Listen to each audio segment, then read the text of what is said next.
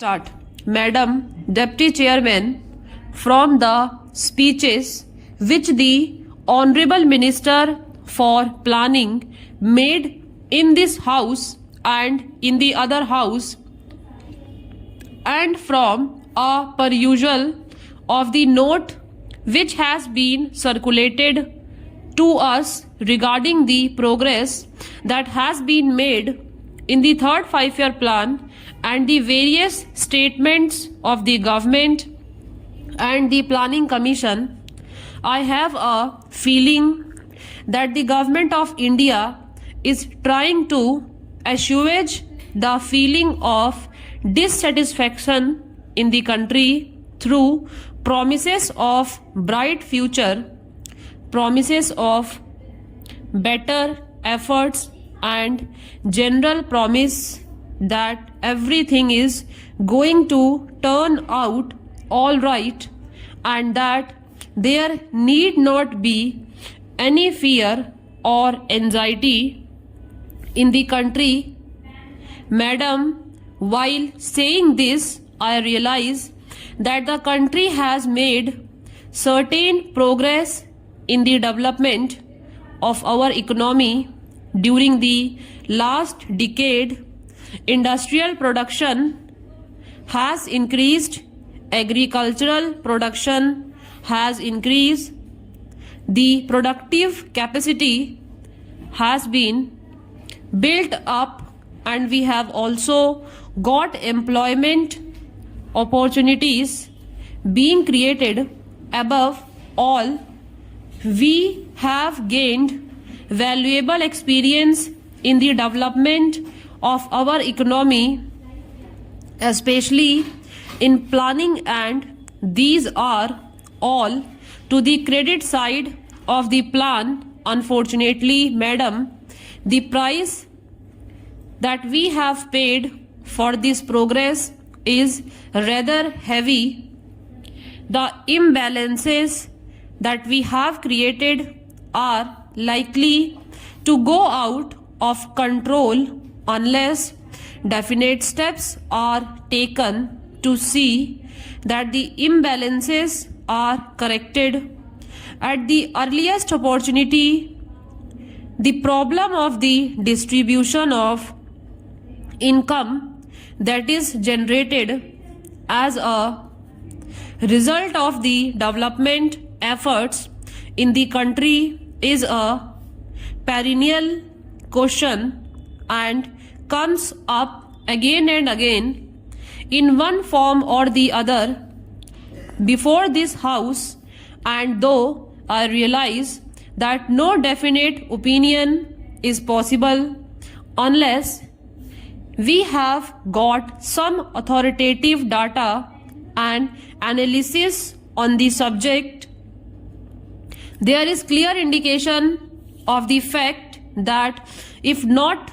economic wealth, at least economic power is being concentrated in fewer and fewer hands.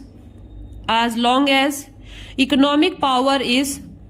concentrated in such few hands, it will not be possible for us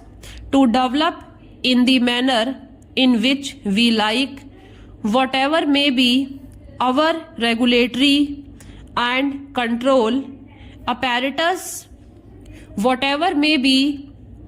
our policy, whatever may be the objectives that we place before the country. Similarly, the imbalance between the rural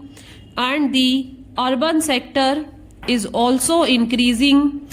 I do not know whether in the rural areas some income has been pumped in as a result of our planned development. It is possible that the well-to-do peasants, the richer peasants, might have benefited as a result of our economic development, but as far as the rural area as a whole is concerned, and the disparity and imbalance is definitely growing, and that is also a matter of concern. The very fact that urbanization takes place at such a rapid rate in our country is visible proof that the imbalance has been growing, with the result that neither the urban areas nor the rural areas are today in a position to live the life that they were living before our planned developmental efforts started. Now there is over congestion in the urban areas. The civic amenities are all on the point of breaking down, and they continuously break down with the slightest accident here or there. The slums are increasing at a rapid rate, and unemployment is increasing. Whatever may be the figures regarding crimes, etc., that may be published by the government, there is a definite impression in the country that the crime situation is also deteriorating. That is because of the congestion in the urban areas, because of the difficulties due to lack of resources. They are unable to deal with the problems that arise as a result of this over congestion, and the problem of law and order becomes more acute as a result of this urbanization. Thirdly, the question of unemployment has also taken a rather serious turn, and when the government spokesman addresses homilies to others regarding the agitation against high prices and higher taxes, they completely forget that year by year one earner has to support more and more people, and we have got the authority of no less a person than the planning minister himself to say that the real income of the earner, at least in the lower income groups, has not risen, and in spite of that the earner has to support a larger and larger number of dependents. There is so much dissatisfaction in the country that people are clamoring against rising prices and rising taxes. The planning minister has given us a frank picture regarding what has happened in the first year of the third plan period, and we are grateful to him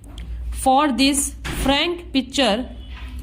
The figures that he has cited have given us